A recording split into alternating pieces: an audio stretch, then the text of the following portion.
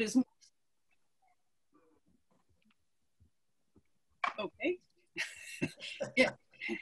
If our main purpose is to, our main thing that you've gone, that's evolved one more step. Now the one main thing that we want to say is government should be the one that creates money as the answer.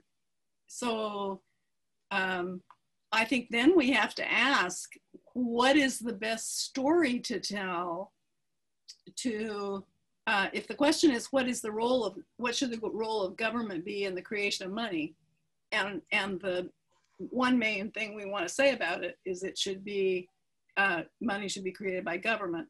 Then what's the rest of the story we can tell to make that point?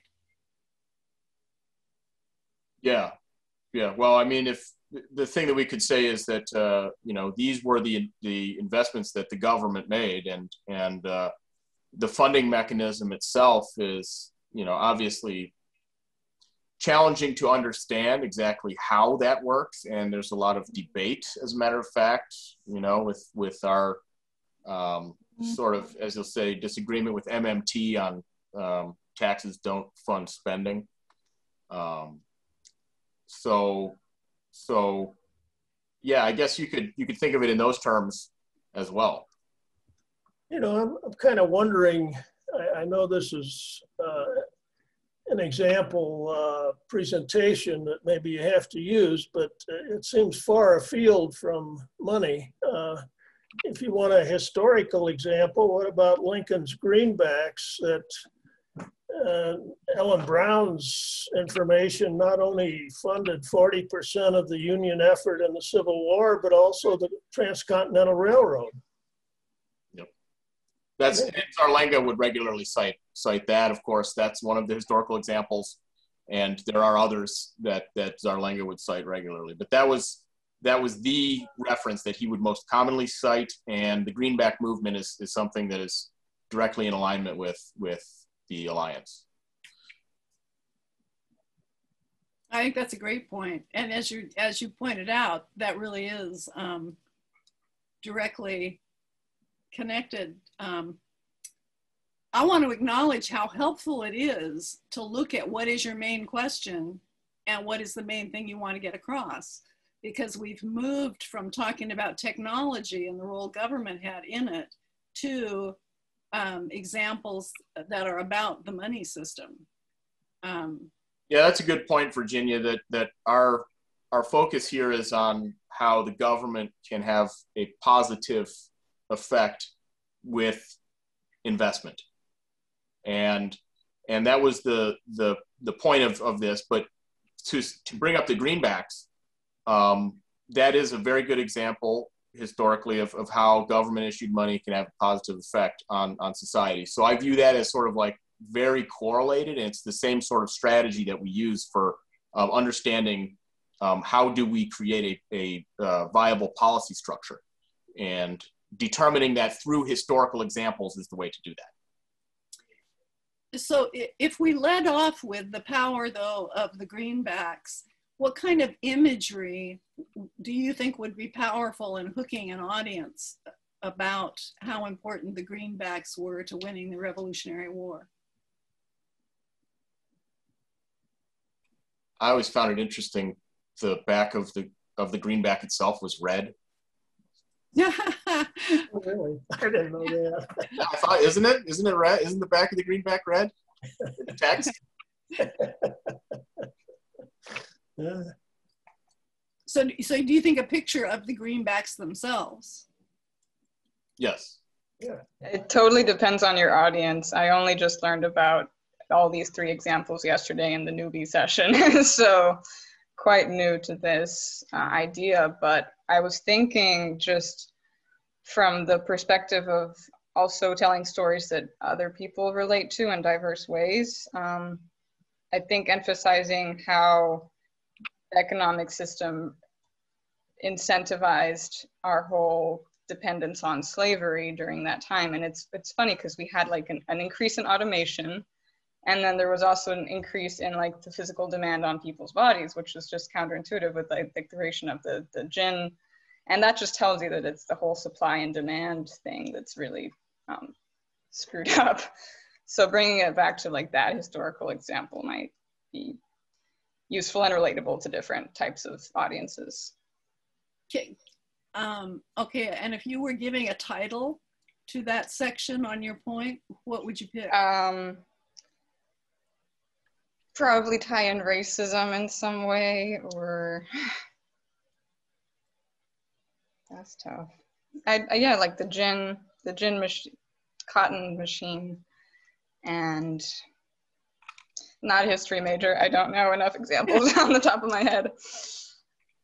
But okay, so I need to understand your point better. You're talking about the importance of what is being exchanged in the economy on the role government plays? I guess it'd be more cultural than government, because the whole, maybe we're going too far into a tangent, guys. I don't know, just an idea. Oh, I have to make a correction. The greenback wasn't red. That would be silly. It does have a red mark on it, but it is green.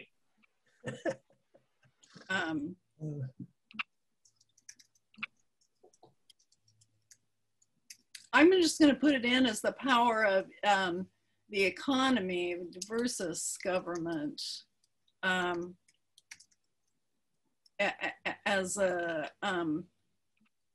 an issue, because I think you're right. Certainly what's going on in the economy and what's going on in the money system, that's one of our main points, has a big impact on how effective government is. So your point that the institution of slavery and the economy that was reliant on that institution of slavery had a huge impact on how effective government was. I mean, because of the power it assigned. One thing that I'll add is that it's my understanding that there's more slavery today than ever in human history. So, and we're at the most highly automated place as well. Half the world's population lives on less than $2 a day, you know. So to your point, I think that it's really, the Marxian dialectic, I think, does have some validity in that it is the means of production in a lot of ways, that the ownership of the means of production that creates the labor relations in society. Yeah, well elaborated. You know, another possibility, it touches on money, but it's not really the solution we're looking for, but it would be FDR's New Deal that, you know, helped pull us out of the Great Depression, and there was a lot of the public works and all that good stuff. And, you know, of course, it created debt with the system at the time, and that's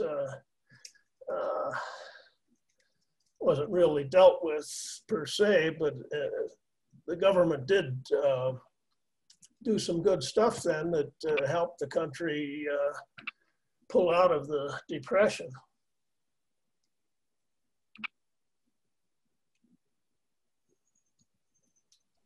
I think that's another great example.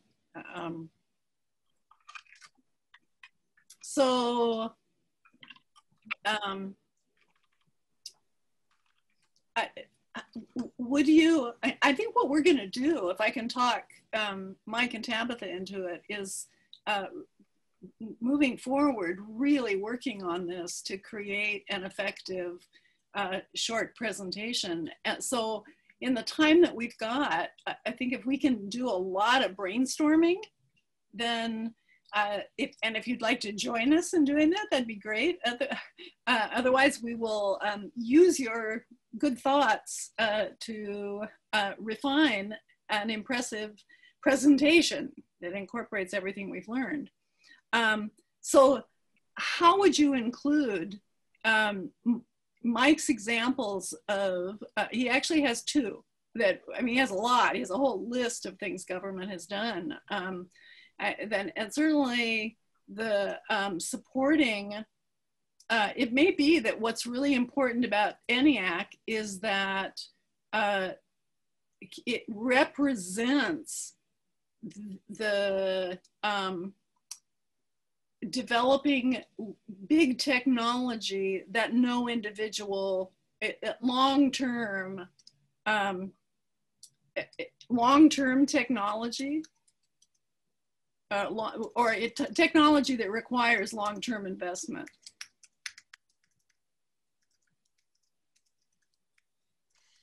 Yeah, and Virginia, for the second example, we didn't go through that one with the transistors, but that one had some additional content. So I think we could probably shuffle things around and use the story form science maybe a bit more effectively on that example, if you'd like to, in the limited time that we have, go through that. Yeah, we can do that.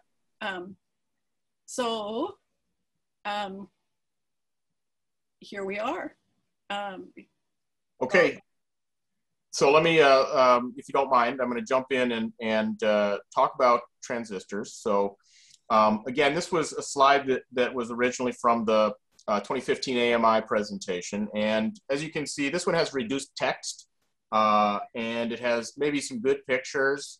And then one picture that I am told is a nerd picture. So extra points if you know what that other picture is. And so anyways, we figured that we could be a bit more effective in communicating the story here about silicon semiconductor development. As you can see, the picture on the left has a number of different transistors that have been used over time. So originally they used vacuum tubes, which were very large. Vacuum tubes are still used today in certain electronics. And so that's what's known as analog. And then eventually over time, you can see they miniaturized, and the miniaturization process utilized what's known as photolithography. And so they would take light and they would write onto a wafer, silicon wafer, doped with germanium. And so that's how they would write circuits at almost a molecular level. So now they're writing circuits at like 7 and 10 nanometers, as opposed to a vacuum tube, which would be the equivalent of yesterday's transistor. So we wanted to showcase a little bit more detail about this, and also go into how we discussed the role that the US government had in forming CEMATEC, which was a consortium, industry consortium of semiconductor manufacturers in the US after substantial market share of the semiconductor industry was lost to Japan in the 1980s. The Defense Department realized this was a strategic weakness, and so they helped to fund and foster this technology development in CEMATEC. And as a result, now we have companies like Intel, AMD, IBM, other tech companies which are very highly reliant, like Microsoft and Apple, Google, on semiconductors. And so it's one of the critical things, one of the critical enablers the government did to foster the technology of the modern era. And so we added two pictures, well, one picture and a video showing the technology progression over time and the photolithography process. And that was how we improved it. And then so we think that this still could be a bit more effective as well in terms of how we present the content. And this would be another example that we could use to show the story of maybe semiconductor manufacturers as the main character or something like that. So anyways, that was the story behind semiconductor investment by the government and how the government has fundamentally fostered this development. And again, I have included a bunch of text here, but we agreed that reading the text is not the most effective use of our time. But anyways, this is another thing that we could try to integrate into a more effective communication tool as far as how government can and should be functioning in society. What should the government be doing? And I think that there is plenty of evidence to show what the government should be doing, and plenty of evidence on showing what the government should not be doing. And unfortunately, government only does the latter nowadays, at least most of it.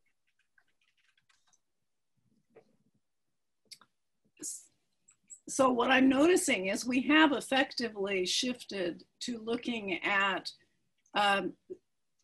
focusing on the roles government has played as examples, and then showing examples. So we've mentioned, I mean, actually, it will take a little thinking to put this in a really flowing story order, but we have ideas about using the greenbacks, and then FDR's New Deal, and then looking at those functions, the spending on technology that requires long-term investment, coordinating, which is really what it sounds like. The story about transistors is a story of the government pulling together all the people interested in it and coordinating those efforts. And then does anybody have any ideas about how you would, so FDR's New Deal would fall under both of those, wouldn't it? It was both spending on things that the public wasn't willing to spend on, or the private sector wasn't willing to spend on, and it was about coordinating the efforts of other agencies nationwide to move us in the right direction. And then certainly the greenbacks were about the role of government in financing, right?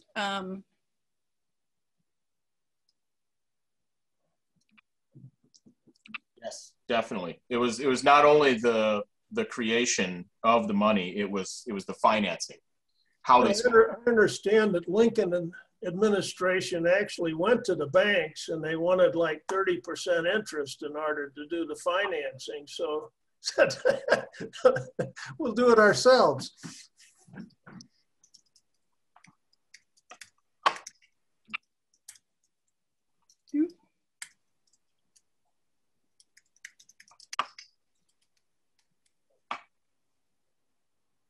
Yeah, just to say that if you're interested in the greenbacks, the Green Party has adopted the AMI plank for monetary policy and monetary reform. And that was pushed by the Alliance members, AMI members, that made that happen.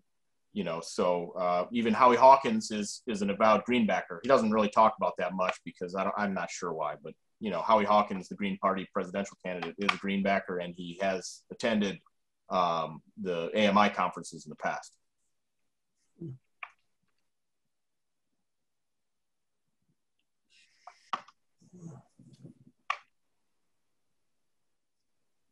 So I'll just interject another summary here of what we've got so far. Actually, let's go back. Apologize for this juggling.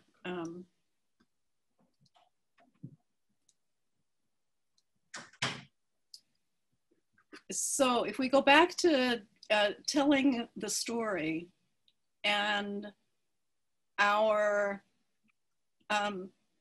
one main thing, the one main moral of the story, the idea we want to get across is that government has an important role to play. And the main question we're asking, maybe the main question is, how do we know that? I mean, how do we know it can play that role and play it well? Yeah, what evidence do we have? So we have those 2 stories, or are we throwing all 3 of them in there? I think we've got 4.